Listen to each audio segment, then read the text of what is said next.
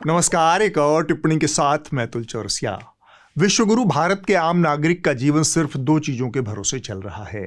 पहला भगवान भरोसे और दूसरा चुनाव भरोसे। दोनों से उम्मीद लगी रहती है कि ये कुछ न कुछ तो देंगे ही, मगर दिक्कत ये है कि दोनों ही अक्सर यह कहकर आगे बढ़ जाते हैं कि आस्था बनाए रखिए। हमारे यहाँ ऐसा ही होता है। अब दिल्ली की मुख्यमंत्री रेखा गुप्ता जी को ही लीजिए। बंगाल की महिलाओं से रेखा जी कुछ ऐसा वादा कराई हैं जिसे सुनकर दिल्ली की महिलाएं दहाड़े मार कर रो रही हैं। मोदी जी ने बोला है बंगाल की सब बहनों को हर महीना 3,000 रुपए मिलेगा। जी हाँ, मोदी जी बंगाल की महिलाओं को 3,000 रुपए देंगे, वैसे ही जैसे दिल्ली की महिलाओं को उन्होंने रेखा जी के मुख्यमंत्री बनने के बाद दे दिया है। अभी तक चवन्नी नहीं मिली है सर दिल्ली की महिलाओं को। क्या बात कर रहे हो? पर मोदी जी ने तो कहा था पहली ही कैबिनेट में दिल्ली की महिलाओं के खाते में पैसे आ जाएंगे। भाजपा सरकार की पहली कैबिनेट में ही बहनों के खाते में 2,500 रुपया जमा करने का फैसला क्लियर हो जाएगा। जैसे दिल्लीवासी महिलाओं को रेखा जी की पार्टी ने बनाया है, वैसे ही बंगाल की महिलाओं को भी वो बनाना चाहती हैं। विश्वगुरु भारत के नेता ऐसे ही हैं। लोगों को बनाने के इतने हथकंडे उन्हें आते हैं कि बस बड़े बड़े नटवरलाल भी उनके आगे पानी भरते हैं। मगर इन सब के प्रधान हैं मोदी जी। इस कला के कुलपति साहब को ऐसी महारत हासिल है कि बॉलीवुड के बड़े बड़े एक्टर भी उनके चरणों की धूल माथे पर लगाकर एक्टिंग की शुरुआत करते हैं। हाँ, बस स्क्रिप्टिंग में थोड़ा सा हाथ टाइट है, इसलिए कई बार पुरानी स्क्रिप्ट कॉपी पेस्ट हो जाती है। मसलन आपको ये पेंटिंग वाली स्क्रिप्ट तो याद ही होगी। एसपी जी वाले, ये बच्ची एक तस्वीर लेके आई है, कब से खड़ी रही है, उसकी तस्वीर ले लीजिए। बेटी आप हाथ नीचे करो, मैं आखिर में इसको ले लूंगा आपसे।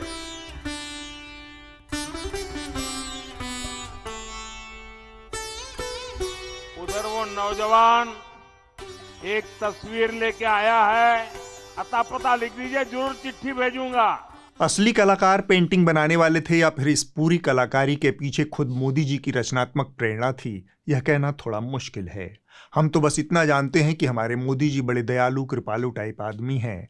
अब देखिए ना, उनके रोड शो के दौरान एम्बुलेंस गुजर सके इसलिए वो अपना काफिला तक रुकवा देते हैं। ये तस्वीर दर्शक देखें कि अपने काफिले में जब ये रोड शो हो रहा था तो वहां से एम्बुलेंस को रास्ता दिया अपने काफिले को रोककर प्रधानमंत्री नरेंद्र मोदी ने। अब आप कहेंगे कि ऐसा पहले भी हो चुका है, बार बार हो चुका है।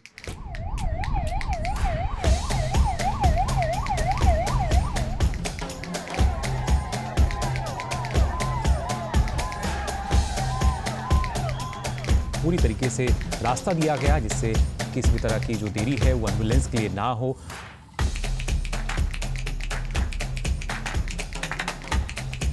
ये तस्वीर दर्शक देखें कि अपने काफिले में जब ये रोड शो हो रहा था तो वहां से एम्बुलेंस को रास्ता दिया अपने काफिले को रोककर प्रधानमंत्री नरेंद्र मोदी ने। गजब इत्तेफाक है कि मोदी जी जब भी सड़क पर काफिले के साथ निकलते हैं तब अचानक से उनके काफिले को एक एम्बुलेंस ओवरटेक करते हुए निकल जाती है, और इस मौके को दर्ज करने के लिए फोटोग्राफर और कैमरामैन एकदम सही वक्त पर सही जगह पर तैनात मिलते हैं।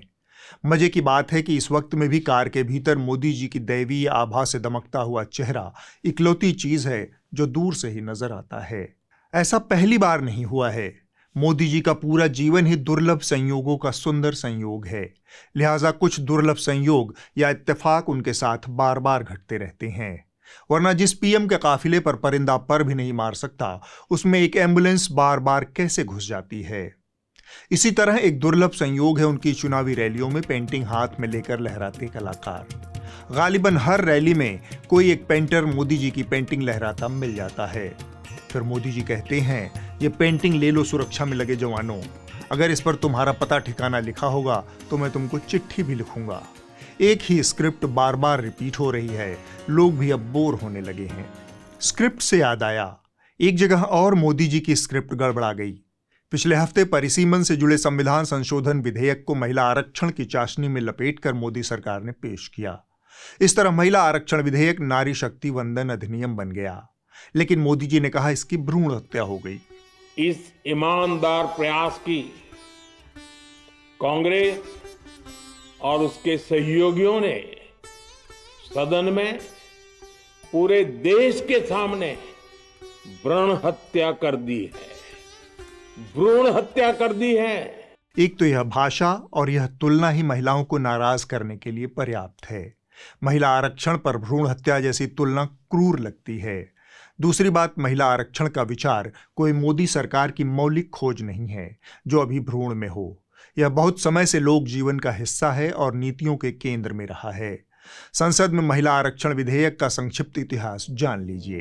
1996 यानी 11वीं लोकसभा में एचडी देवगौड़ा की सरकार ने पहली बार 81 में संविधान संशोधन विधेयक के जरिए महिला आरक्षण विधेयक को पेश किया था। इसके बाद 1998 में 12वीं लोकसभा में अटल बिहारी वाजपेयी की सरकार ने इसे फिर से पेश किया, लेकिन समर्थन की कमी के कारण यह गिर गया। 13वीं लोकसभा में 1999 में एक बार फिर से वाजपेयी सरकार इसे लेकर आई पर सफल नहीं हुई। 2008 में 14वीं लोकसभा में मनमोहन सिंह की यूपीए सरकार ने इसे राज्यसभा में पेश किया। 2010 में 15वीं लोकसभा में मनमोहन सिंह की सरकार ने भारी हंगामे के बीच इसे राज्यसभा से पास करवाया, लेकिन 2014 में लोकसभा भंग होने के साथ ही यह निरस्त हो गया, लोकसभा में जा ही नहीं पाया। 2023 में मोदी सरकार ने इसे संसद के दोनों सदनों से पारित करवाया। तो इसमें दिक्कत क्या है? दिक्कत यह है कि मोदी सरकार ने अब इसमें एक अड़ंगा जोड़ दिया है। उसने महिला आरक्षण को परिसीमन से जोड़ दिया, यानी पहले परिसीमन होगा तभी महिलाओं को आरक्षण मिलेगा, जबकि दोनों एकदम अलग अलग मुद्दे हैं। महिला आरक्षण मौजूदा 543 लोकसभा सीटों पर भी दिया जा सकता है। विपक्ष की भी यही मांग है। अध्यक्ष महोदय, इन्हीं 543 लोकसभा क्षेत्रों में से महिलाओं को 33% आरक्षण क्यों नहीं दिया? इस तरह सियासत के दांवपेच में फंसकर एक बार फिर से महिलाओं के आरक्षण का विधेयक लटक गया है। लेकिन मोदी जी कह रहे हैं, मुझे क्रेडिट नहीं चाहिए। थोड़ा सा क्रेडिट तो लेना ही पड़ेगा मोदी जी। कम से कम ईडी की छापेमारियों का क्रेडिट ही ले लीजिए। चुनाव आते ही ये एकदम लूज मोशन की माफिक एक्टिव हो जाती है, रुकने का नाम ही नहीं लेती। अब बंगाल में चुनाव क्या आया, ईडी ने तृणमूल कांग्रेस के चुनावी रणनीतिकार फर्म आईपैक के दफ्तरों पर कोलकाता से लेकर दिल्ली तक छापेमारी शुरू कर दी। आईपैक के डायरेक्टर विनेश चंदेल को भी गिरफ्तार कर लिया गया। यह छापेमारी और गिरफ्तारी कथित कोयला तस्करी और मनी लॉन्ड्रिंग के मामले में की गई है। ईडी ने आईपैक से जुड़े डायरेक्टर विनेश चंदेल को कथित कोयला घोटाले और मनी लॉन्ड्रिंग केस में गिरफ्तार कर लिया है। जानकारी के मुताबिक विनेश चंदेल को गिरफ्तार करने के बाद देर रात दिल्ली की अदालत में पेश किया गया। खास बात यह रही कि सुनवाई जज के आवास पर हुई और इसके बाद कोर्ट ने उन्हें 10 दिनों की ईडी कस्टडी में भेज दिया। ईडी की जांच के मुताबिक यह मामला सिर्फ एक सामान्य वित्तीय गड़बड़ी नहीं, बल्कि बड़े स्तर पर मनी लॉन्ड्रिंग नेटवर्क से जुड़ा हो सकता है। उधर पंजाब में लवली प्रोफेशनल यूनिवर्सिटी पर ईडी ने छापेमारी की, जिसके मालिक आम आदमी पार्टी के नेता राज्यसभा सांसद अशोक कुमार मित्तल हैं। संयोग देखिए, जैसे ही पार्टी में मित्तल की जिम्मेदारी बढ़ी, वैसे ही ईडी की दिलचस्पी भी बढ़ गई। अशोक मित्तल के राज्यसभा में पार्टी का नेता बनते ही ईडी ने भी वेलकम विजिट प्लान कर लिया। अब ईडी का कहना है कि मामला मनी लॉन्ड्रिंग और फेमा उल्लंघन का है। पंजाब से राज्यसभा सांसद अशोक कुमार मित्तल के खिलाफ ईडी ने बड़ी कार्रवाई की है। बता दें कि हाल ही में आम आदमी पार्टी सांसद और राज्यसभा में डिप्टी लीडर बने अशोक मित्तल के ठिकानों पर ईडी ने छापा मारा है। अशोक कुमार मित्तल के घर पर प्रवर्तन निदेशालय यानी कि ईडी की टीम ने दबिश दी है। इसके अलावा अशोक मित्तल के बेटे के घर पर भी ईडी ने कार्रवाई की है। सूत्रों के मुताबिक ये पूरी कार्रवाई विदेशी मुद्रा प्रबंधन अधिनियम फेमा के कथित उल्लंघन से जुड़े मामले में की जा रही है। बंगाल समेत 5 राज्यों के विधानसभा चुनाव के लिए न्यूज लॉन्ड्री के तमाम रिपोर्टर्स इस समय ग्राउंड पर हैं। वहां से चुनाव की और जनता के मुद्दों की खबरें आप तक पहुंचा रहे हैं। Our election coverage, Fault Lines 2026, is in Wayanad. The News Laundry team has landed in Kolkata, West Bengal. It's the last leg of this election season, and we're here to bring you voices from the ground. We're in the beautiful city of Madurai for the News Minute and News Laundry election coverage. We're at the battleground of Assam and I'm joined by Gaurav Gogoi. He's the face of the Congress in Assam.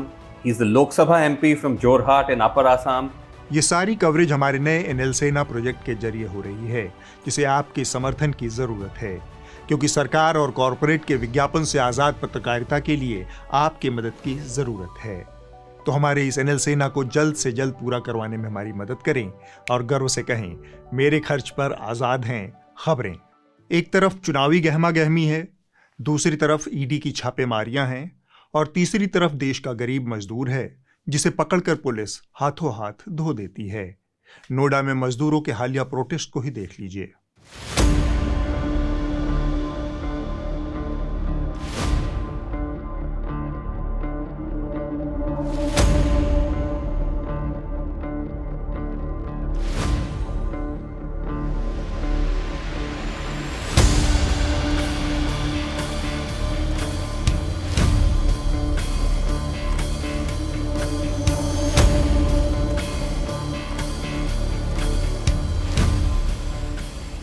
Bharat में श्रम शक्ति से सहन शक्ति बनाए रखने की उम्मीद की जाती है, मगर नोएडा में ऐसा नहीं हुआ।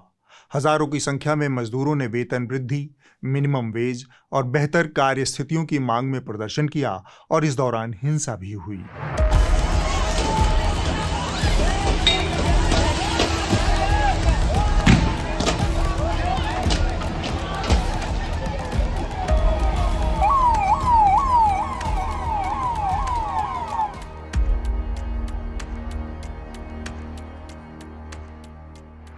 हिंसा गलत है, वो चाहे सड़क पर गुस्से में उतरा मजदूर करे या फिर कोई एसी स्टूडियो में बैठकर राष्ट्रवाद के नाम पर लोगों को हिंसा के लिए उकसाए। इजराइल के वकील आ गए प्रोग्राम में। क्यों नहीं, हम इजराइल के भाई हैं। इजराइल के वकील नहीं है, हम इजराइल के सगे भाई हैं और मैं सपोर्ट करता हूँ जो इजराइल कर रहा है लेबनान में। और मैं तो ये कह रहा हूँ कि 100 बम और मारे लेबनान के ऊपर और गाजा के ऊपर 50 और मारे। 100 बम और मारे लेबनान के ऊपर और गाजा के ऊपर 50 और मारे। फादरलैंड इजराइल को अपना भाई बताने वाले चाचा बतौलेबाज दरअसल आला दर्जे के घोघा बसंत हैं। टीवी स्टूडियो में इसी तरह की कुकुर झोंझों से इनकी रोजी रोटी चल रही है। कभी ये कराची फूकने को कहते हैं तो कभी गजा और लेबनान में बम बरसाने की बात। हजारों बच्चों, महिलाओं और बुजुर्गों की मौत भी इनके लहजे की गर्मी को कम कर नहीं पाती। अब हम फिर से वापस लौटते हैं मजदूरों पर। हिंसा को जायज नहीं ठहराया जा सकता, मगर क्या ये जायज है कि एक मजदूर 12-12 घंटे काम करे और बदले में नोएडा जैसे शहर में उसे महज 11-12 हजार रुपए की सैलरी मिले? क्या इसे जायज ठहराया जा सकता है कि साल भर खून पसीना एक कर देने के बाद उसकी तनख्वाह में 30 रुपए की बढ़ोतरी भी ना हो? इन लोगों को टारगेट बढ़ाने का नियम दे रखा है, लेकिन सैलरी बढ़ाने का अब तक नियम नहीं दिया सरकार ने। आपकी 4 साल में कितनी बार आपकी सैलरी बढ़ी है? पिछली साल बढ़ी थी 29 रुपए। 29 रुपए इन्होंने हमें दे के एहसान इतना बड़ा किया है। कहते हैं नौकरी करनी है, टारगेट दो, नहीं करनी है तो यहाँ से निकल जाओ, रिजाइन मारो। अगर 5 मिनट से 6 मिनट भी वॉशरूम में अगर हो गए तो उसके लिए बोलते हैं यहाँ पे क्या कर रही हो, जाओ यहाँ से तुरंत। इतनी इंसल्ट करते हैं हम लोगों की कि जैसे इन लोगों ने हमें खरीद लिया है। हम यहाँ पे इज्जत की नौकरी करने आते हैं, लेकिन ये हमें बिल्कुल गधों की तरह काम कराते हैं। न नौकरी की सुरक्षा, न पेंशन, न मेडिकल, न भविष्य निधि। मजदूर सड़कों पर आए तो यह सिर्फ वेतन का मुद्दा नहीं था, यह उस पूरी व्यवस्था के असफल हो जाने का विरोध था जिसने इन मजदूरों को सम्मानजनक जीवन और बुनियादी सुविधाओं का हक तक नहीं दिया। मगर उत्तर प्रदेश के श्रम मंत्री अनिल राजभर को सारे मजदूर मजे में लगते हैं। बाकी ये विरोध प्रदर्शन तो पाकिस्तानी साजिश है। जो नोएडा की घटना है, उस घटना से एक बड़ी साजिश की बू आ रही है। मेरठ से 2 आतंकवादियों को गिरफ्तार किया गया और नोएडा से भी 2 आतंकवादियों को गिरफ्तार किया गया। चारों आतंकवादियों की जो गिरफ्तारी हुई है, उन चारों आतंकवादियों का कनेक्शन पाकिस्तान में बैठे लोगों से निकल के सामने आ रहा है। इधर योगी जी के मंत्री ने पाकिस्तानी कनेक्शन की हड्डी उछाली, उधर गोदी मीडिया के हुड़कचुल्लुओं ने झट से लपक लिया और फिर सब के सब मिलकर ऐसा गुर्राए कि एक बार को तो लगा कि टीवी न्यूज नहीं बल्कि कोई डॉग शो चल रहा हो। पुलिस सूत्रों के मुताबिक नोएडा में तोड़फोड़ और आगजनी के पीछे पाकिस्तान का हाथ होने का शक जताया गया। पाकिस्तान की सोशल मीडिया हैंडलर के जरिए हिंसा को भड़काया जा रहा था। आज तक के पास वो हैंडल सहित तमाम जानकारी मौजूद है जो पाकिस्तान में बैठकर नोएडा हिंसा को किस तरीके से भड़काया गया। एटीएस इनपुट में बड़ा खुलासा भी हुआ है। पाक हैंडलर्स के इशारे पर दंगा करने की प्लानिंग थी, प्रदर्शन की आड़ में हिंसा करवाने की प्लानिंग थी। प्रदर्शन को भड़काने में सोशल मीडिया से साजिश और पाकिस्तानी कनेक्शन के भी दावे किए जा रहे हैं। कर्मचारियों के प्रदर्शन को लेकर पाकिस्तान कनेक्शन सामने आया है। बताया जा रहा है कि पाक हैंडलर के इशारों पर गाड़ियों को जलाकर दंगा और हिंसा भड़काने की साजिश रची गई थी। एक तरफ कहा जा रहा है कि मजदूरों का आंदोलन पाकिस्तानी साजिश है और दूसरी तरफ उसी आंदोलन के बाद न्यूनतम मजदूरी 21% बढ़ा दी जाती है। अब आम आदमी कंफ्यूज है कि मजदूरों को पाकिस्तान को थैंक यू बोलना चाहिए या ये मान लिया जाए कि पाकिस्तान इतना ताकतवर हो गया है कि योगी सरकार पर दबाव बनाकर वो मजदूरी तक बढ़वा देता है। अब सवाल यही है कि अगर सच में पाकिस्तान ने ये करवाया है तो क्या अगली बार बोनस और पीएफ के लिए भी वहीं पर एप्लीकेशन डालनी पड़ेगी? ये बड़ी अच्छी बात कही आप। खैर, भारत में न्यूनतम मजदूरी भी विकास की तरह असमान है। दिल्ली, कर्नाटक और महाराष्ट्र ऊपर बैठे हैं और बाकी राज्य नीचे से ताली बजा रहे हैं।